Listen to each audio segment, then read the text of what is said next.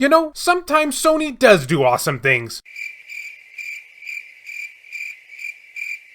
Which is a direct contradiction to my previous video, but what are you gonna do? So today's short news is something fairly surprising, but, and I can't believe I'm saying this, Sony seems to be slowly but surely acknowledging more of its legacy library. Doing the unthinkable here. Is it going to rain tomorrow? I think it actually is. And stories like these give me a little, just a little glimmer of hope that maybe we might see a new handheld sometime in the future from them. That is until I eventually end up getting shot down. Oh well, at least it's free to dream. So this comes from comicbook.com, and here's what it said. Don't let us down, website. Classic PSP games get new features on the PS5 and PS4. Hey look, it's not letting us down. Yeah, I can't believe I'm reading this title either, guys. But nay, it's true, unless we're all hallucinating here. It could happen. A pair of classic PSP PlayStation Portable games that have been re-released on the PlayStation 5 and PS4 today have come with new features. For nearly a year, Sony has been more prominently dipping into its back catalog of PlayStation titles and is making them more easily available via PlayStation Plus. Oh, you don't know how happy it makes me to read stuff like this. As of today, that trend has continued once again and has seen a tandem of releases from the PSP era get some highly requested new function. The two games in question are Ape Academy 2 and Siphon Filter Dark Mirror, both of which I have never played, but good for them. Each of which are going to be free for Plus members or $9.99 a piece for